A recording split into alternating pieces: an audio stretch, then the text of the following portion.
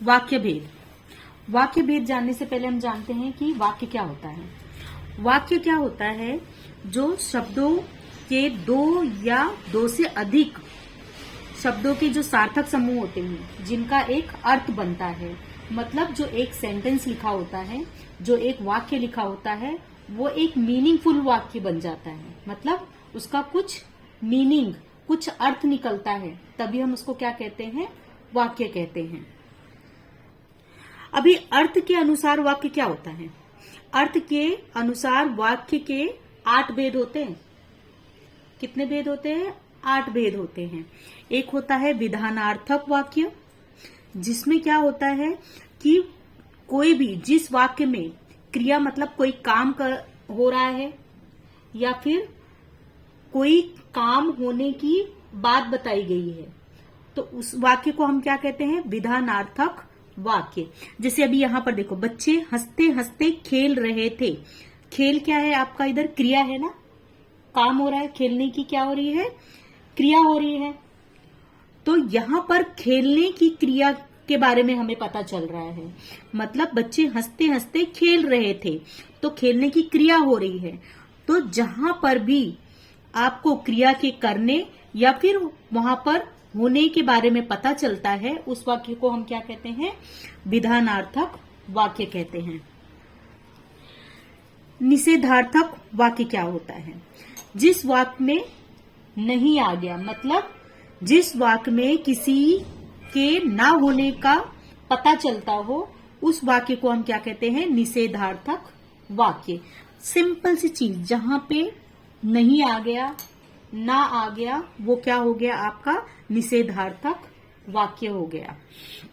अभी प्रश्नार्थक वाक्य क्या होता है?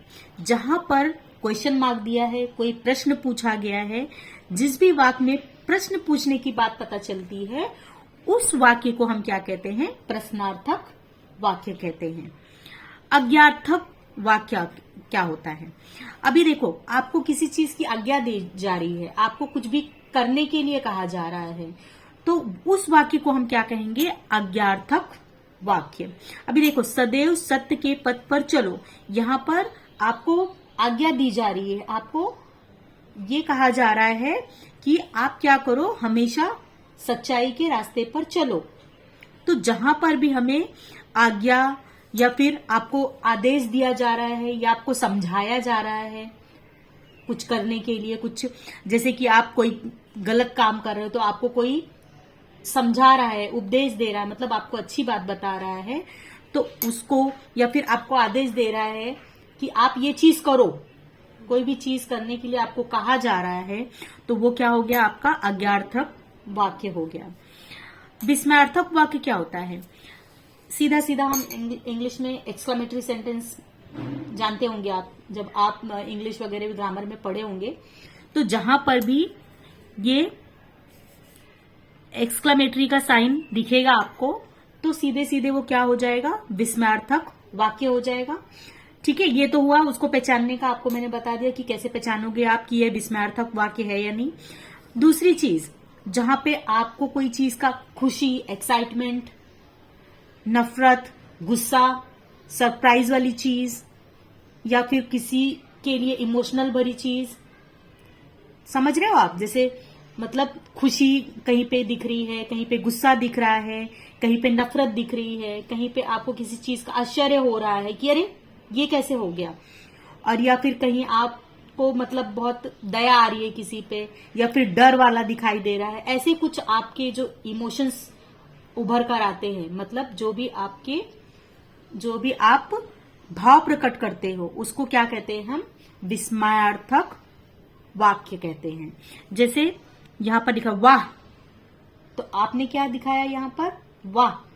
तो ये जो वाह आ गया, तो क्या बनावट है ताजमहल की, आप ऐसे कहते हैं ना, वाह क्या बनावट है ताजमहल की।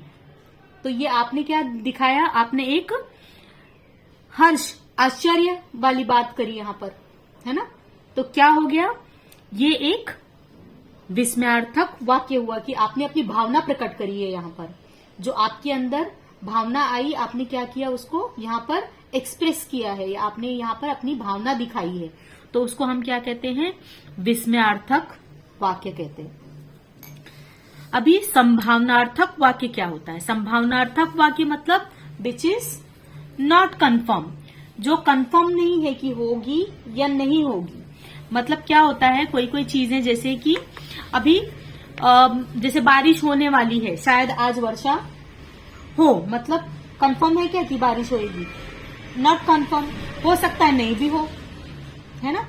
तो विच इज नॉट कंफर्म, तो उसे हम क्या कहते हैं, संभावनार्थक वाक्य, जो हो भी सकता है और नहीं भी हो सकता है, दोनों भी कंडीशन है यहाँ पर, तो वो हो जाएगा आपका संभावनार्थक वाक्य। अभी इच्छार्थक वाक्य क्या होता है? जहां पर आपकी कोई इच्छा सामने उभर कर आती है, जैसे आपकी इच्छा है, जैसे मैं आपको बोलती हूँ भगवान करे आपके पास सब कुछ हो, तो ये मेरी इच्छा है ना, जो मैंने भगवान के सामने जाहिर की कि मेरी इच्छा क्या है कि आप हमेशा खुश रहो, तो मैंने अपनी यहाँ पर इच्छा दिखाई है, तो वो क्या हो गया, आपका इच्छार्थक वाक्य हो गया। तो इस तरह से आप क्या कर सकते हो, जो भी है वाक्यों के भेद पहचान कर लिख सकते हो, बता सकते हो। जैसे यहाँ पर एक क्वेश्चन है, देखो, आकाश में पक्षी उड़ते हैं, पक्षी क्या काम कर रहे हैं, यहाँ पर उड़ने का काम कर रहे हैं, तो ये आपका क्या हो जाएगा, विधानार्थक वाक्य। अभी दूसरा वाक्य, जैसे एग्जाम्पल ले लो आप, भगवान करे तुम जीवन भर मुस्कुराते रहो, तो मैंने यहाँ पर क्या इच्छा जाहिर की है अपनी, कि आप जीवन भर मुस्कुराते रहो, तो मेरी इच्छा यहाँ पर दिखाई दे रही है ना, तो ये क्या हो जाएगा, इच्छार्थक वाक्य। इस तरह से कोई भी सेंटेंस आएगा तो आप क्या करो, उसको पहचान कर उसके भेद लिख सकते हो।